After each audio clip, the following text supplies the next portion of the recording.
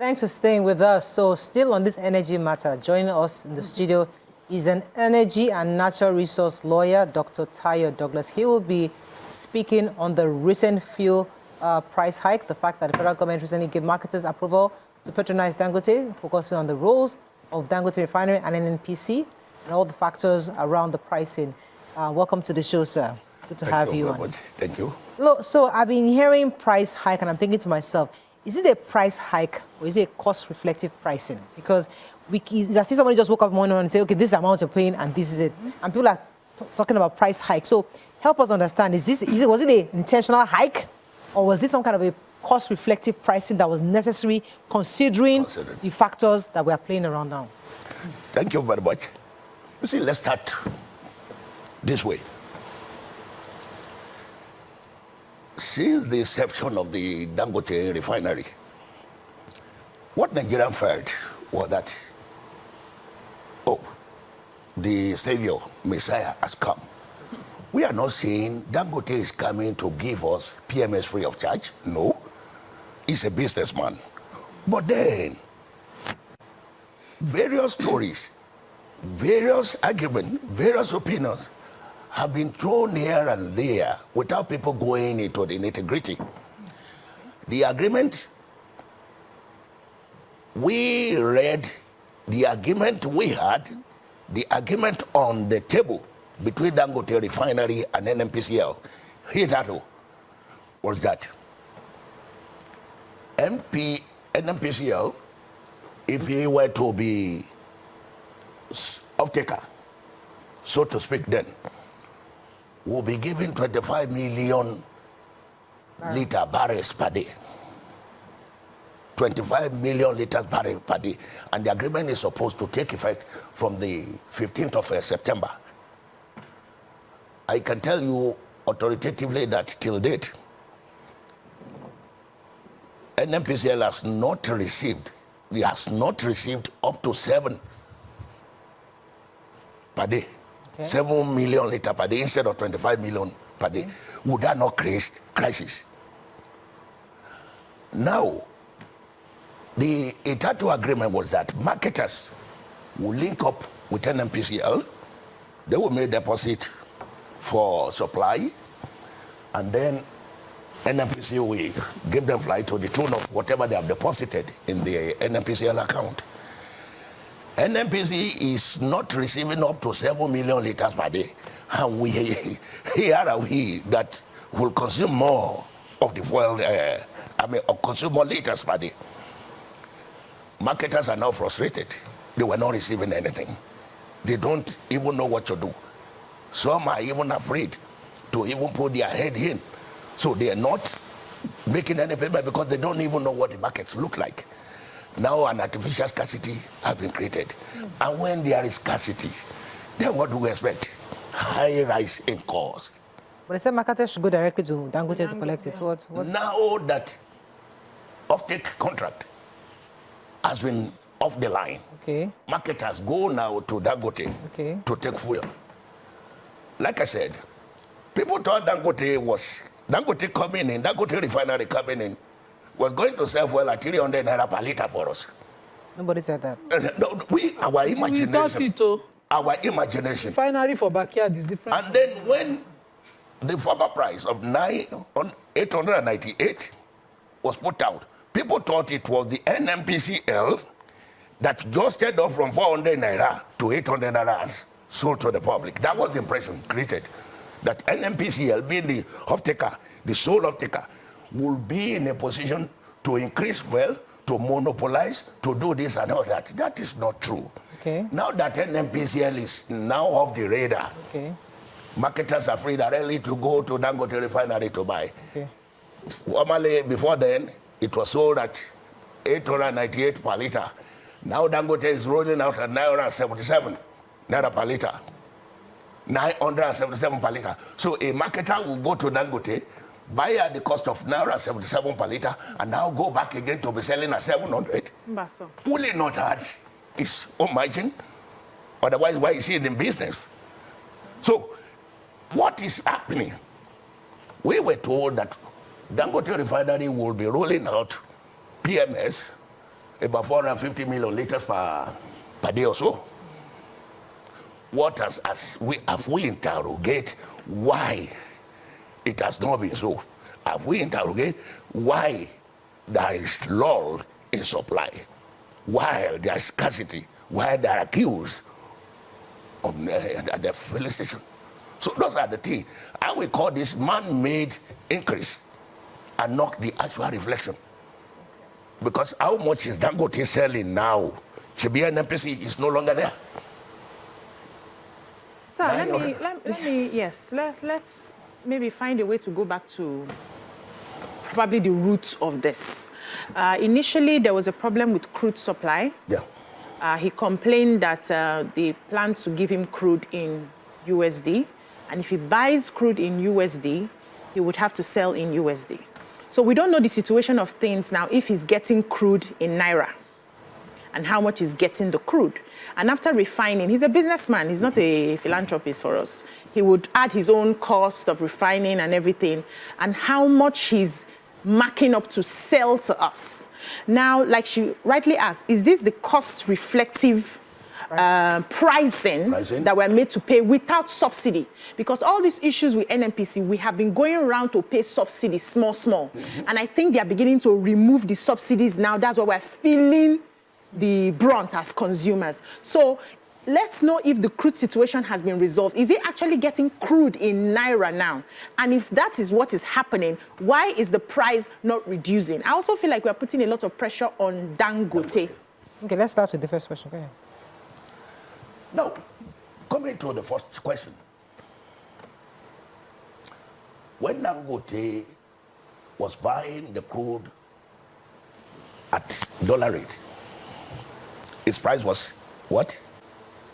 898. Yeah. Now that he's buying the crude at subsidized Naira rate, I mean local currency, why is the cost now around 77? No, Dangote didn't give us a price. So, yes, wait. Even in September, we didn't have a pricing. There was no pricing that was announced. He didn't give us the price. There was no pricing announced in You September. see, government intervention, federal government's intervention, the crude oil be sold to Dangote refinery at local currency. It's not without its reasons. Number one, you mentioned about subsidy. Subsidy is actually granted money, but all this we call concession and incentives. Why this incentive? To make the price of fuel affordable and available to the public. Okay. Dangote was allocated, or he was supplied with crude oil by NNPCL for the month of September. That much we know. But if you have taken the time to listen carefully to his manager, one Indian something, the spokesman or whatever. Now, the man was telling us that at the moment, they were still selling the crude oil they imported. Yes. Okay. That they've imported so much that they have to finish. Yes. The question to ask them, haven't they finished selling the refined crude oil? Imported crude. Imported crude oil. Haven't they finished? But I know for sure that crude oil have been supplied by NNPCL to Dangote at the local currency with the government. Put the direction. So why the increase up to now? Okay, so a lot of the conversations for lay people like us is that maybe there's just some sort of economic war going on between NNPC and Dangote. And from what you've described to me, you seem to put, from what you've just described, you're alleging, or that's what I'm getting, as if you think maybe Dangote may be playing some marketing game, yes, with us. Could you explain what that will be and why it will benefit him to do that? You see, whenever we have monopoly reigning in any society, the tendency for abusing the circumstance is always there. A businessman will always be a businessman.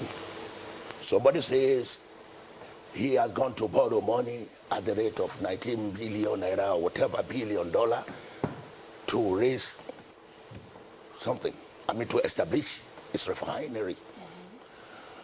Well, considering the loan, considering the interest, repayment, blah, blah, blah, it is inherent in every African to always want to pay that loan within a day by maximizing the undue advantage on ground of monopoly. That's speculative. We don't know that. That's we don't know. Okay, but let's take a step back.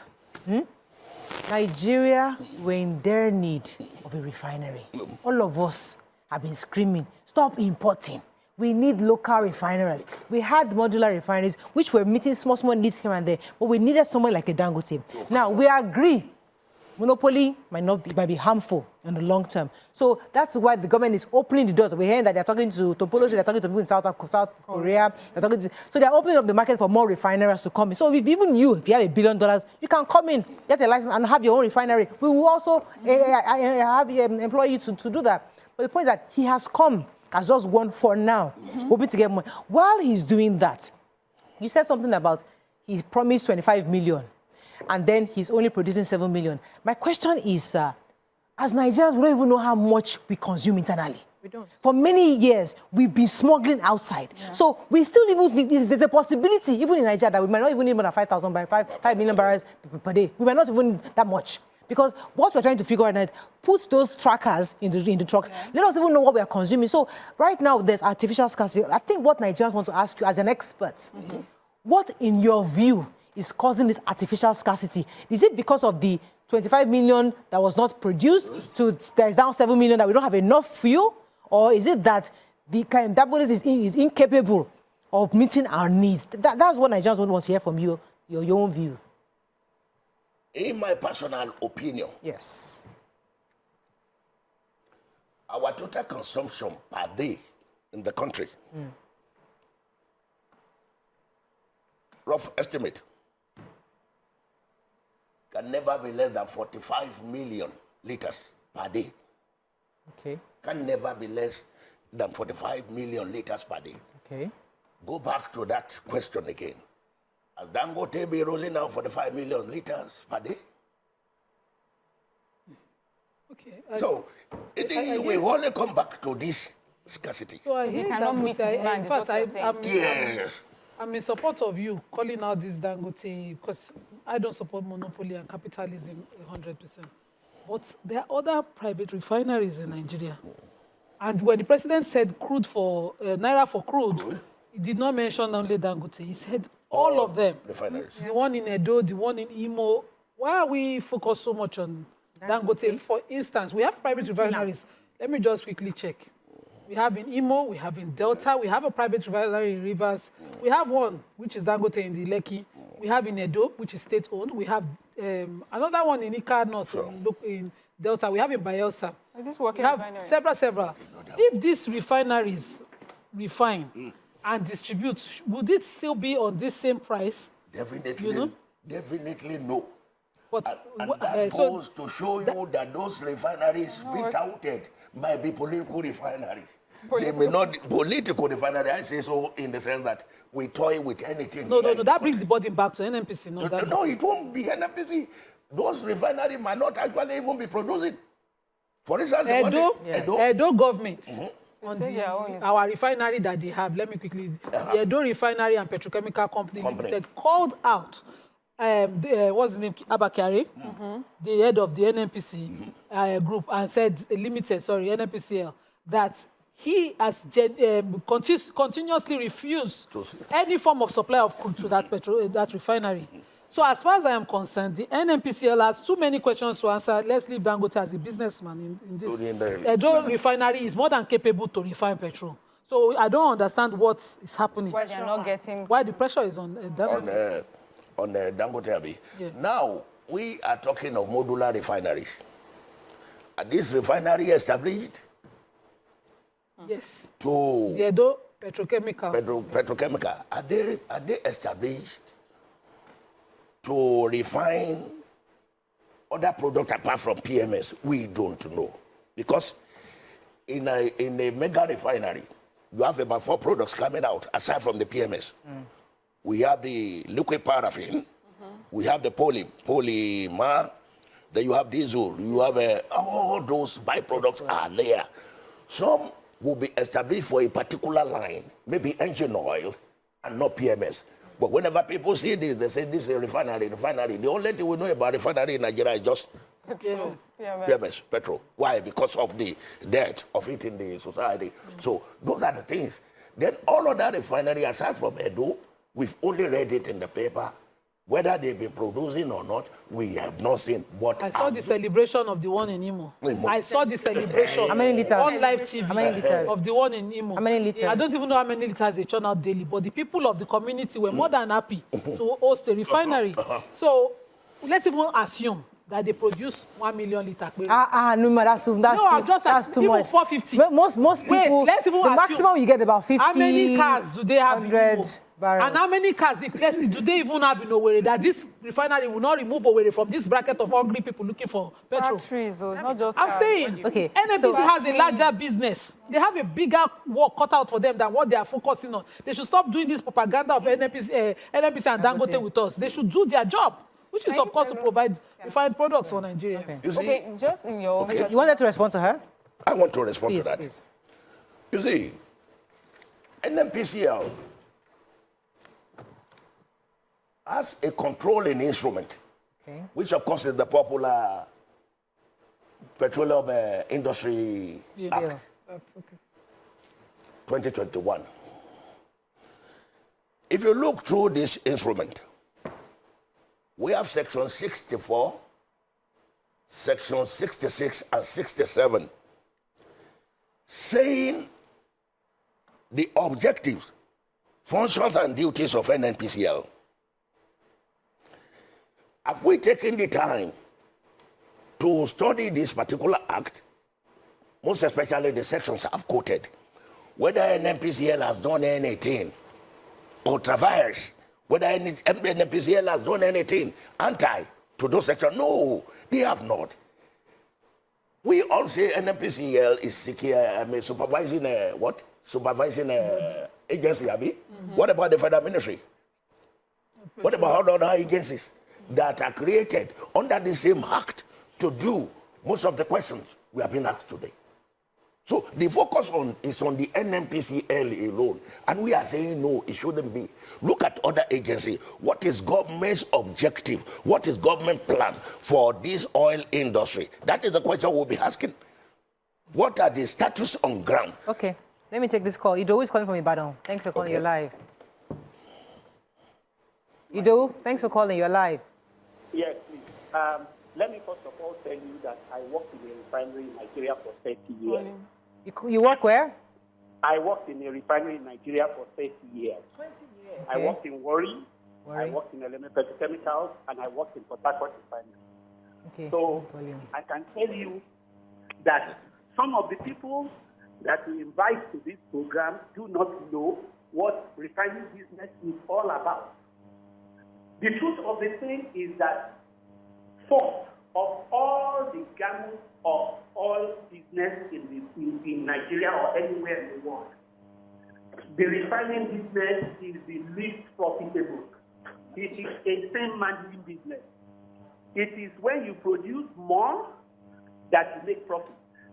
Forget about all this modular and all those things that you people talk about. Those refineries cannot produce petrol. That is the truth about it. That is why Dangote is going for a 50,000 barrels refinery. Because the higher you refine, the higher the volume you refine, that is when you can make profit. Okay. And go and look. The price of petroleum products everywhere all over the world is fixed. Except where there is subsidy, you have to pay the price for the, and it's the price of crude that determines the price of petroleum products everywhere. So, if the price of crude goes up, you pay more for petrol. When the price of crude comes down, you pay less. That is just simple economics. Oh my goodness, I was really enjoying that. Yeah. Right, I want to jump in. Earlier I was going to say that, as of person who is paying attention to this matter, Yes. what I would like us to just look to the future, what to project. Now with the marketers going directly to Dangote, what impact do you think this is going to have in the market, especially for Nigerians, as for pricing and also availability of the product? Number one, the last speaker made mention of what I've just spoken, that who even know whether those modular refineries are how to produce, I think he has even made my day by saying that, rather than castigating that majority of us don't know anything about majority of the people you brought in there, they don't know it. No, we take exception to that. Now, my own thinking is this. It's not about establishing more refineries that will save the day. It is about the capacity of a particular refinery. If this refinery has shested out that I will be able to deliver X number of liters per day, for crying out loud, if there is oil, crude oil to the bargain, it should be prepared to deliver that X amount of. That is how to calculate it. Then secondly, the most touted price of fuel going at the rate of which crude oil is supplied, I think it's arithmetically calculative. As the present refinery, in our own view, as the present refinery told us how much is producing per liter, how much is the profit margin, which is expected anyway, how much is the cost of production. Once these are sorted out, Nigeria, we have beef desire, really. Okay, let me ask you a very baseline question that the average man out there is asking, like somebody who is very layman. Because a layman is thinking, okay, this crude is inside this ground. This is our Nigeria, it's our own. This same crude, they have it in maybe Malaysia, or they have it in the other countries, and they are pricing it, let's just say $100 in their country. But because of the situation we have here, this crude that is our own, we would rather say, okay, you know what, Dangote, I'll give it to you at $10. I'm just saying, hypothetically speaking, because it's ours, and because the federal government must make something. So we're saying it is natural here. So we're going to pay Dangote, we're going to give it to you at $10. Produced for our people. Now Dangote says, I've imported machines, I've imported technology, I've done all this. I need to make something, I'll add something on it. Then I'm only selling within Nigeria. So the Nigerian is now having to buy it at $40 in that way. Now, they expect, because it's our crude it should be cheaper. So Nigerians don't understand all the dynamics because they don't get it. Why are we still using international pricing for a product we have here? Why don't we focus our resources on protecting that the fuel doesn't go outside the shores of our country? So there's no round tripping going on where we are selling only to us here as our own product and it's cheaper for us. Well, that's what the Nigerians are thinking. Yes, but to be fair, yes, he cannot just sell only to us. He did not open this business for us. So he would have because of the situation we are in, there'll be a time where you can sell globally. No, you cannot give him that. What he can do is, I'm going to be producing so and so quarter. If you give me crude in Naira, I'll make sure that when I'm selling to Nigerians, I will sell in Naira, it will be cheaper. It will not affect what I'm going to sell to outsiders. And he gives us his word that he will not get greedy tomorrow and choose to sell everything to outsiders. So it's like an arrangement. I supply you crude in Naira, you sell to your people in Naira, and then we can buy it cheaper like it's done every other place where they have the natural resources. The people of the land benefit from having the natural resources. And then you sell to outsiders as well and make your money in dollars. So I asked the question one time, I said, why are we still having crude conversations in dollars? Because it's an international price. We own the crude. So we can sell the crude to the people here in Naira and then get Naira. And then when we are selling to outsiders, we sell to them in dollars. We follow the market forces in the Akwa-Ibom and how it is being calculated. Why are we not making those laws as the federal government? Does being part of OPEC affect that? Not really. You see, going down memory lane, there is this theory which we call resource cost theory. it was propounded years ago. What is the theory saying? People that have abundant natural resources always suffer economic adversity. Why is it? The person that propound now opened the vista for various scholars to meet together and advance what could be done to alleviate the resource cost. Then I said, paramount possible there is legislation. Once legislations are in place, things will fall in line. Unfortunately, that is not what we have in Nigeria, which perhaps might be one of the major reasons for all this who are crying about energy in the country today. Number one, if you say energy law, you don't mop up fossil energy with renewable energy and think you have made a good legislation. No, it won't stand. And unfortunately, our own drive in the country is about electricity. Lighting of the house, lighting of the offices. That is the emphasis of government on whenever they talk about energy law. That's the emphasis. Forgetting that, no, this oil and gas of a thing, inclusive, renewable energy, inclusive as well. Yeah. So until we have a legislation on ground saying, I am out to regulate the renewable energy industry, a separate legislation on ground saying, I'm out to regulate the fossil fuel or so-called natural resources, the fossil fuel, oil and gas sector. And then we have others again. That is what we can have. You can use the same law to regulate the same sector. I mean, there are different sectors, so it won't just work. We have to wrap up on this. Do you have any comments on social media on this? Because Nigerians really, we need some clarity, and it would be nice for us to continue this conversation until Nigerians understand. Because all they know is that they are paying 1,050, 1,100 at the pump price, and it might increase, and that is a problem. In fact, various groups are already threatening to go on a strike and do a walk. So we need clarity. And for me, I'm not sure I still have the clarity yet, but maybe hopefully Nigerians can begin to ask more questions. Well, thank you very much. So is there a final word you want to say? Yes, that's fine. The final one is this. You see fluctuation in prices about crude oil, about refined oil. It's happening all over the country. All over the world. The more reason the agency is going for what we call offtake agreement with the Dangote refinery, that is NNPCL.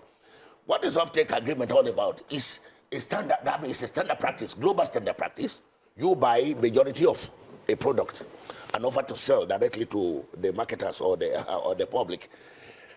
When there is fluctuation in price, you absorb it, you subsidize, so that majority of the buyers, we consumers, we have to wrap up. I have to ask, do you work for NNPC? Because it seems like... No. Okay, we're not told we were working for NNPC. All right, just check it.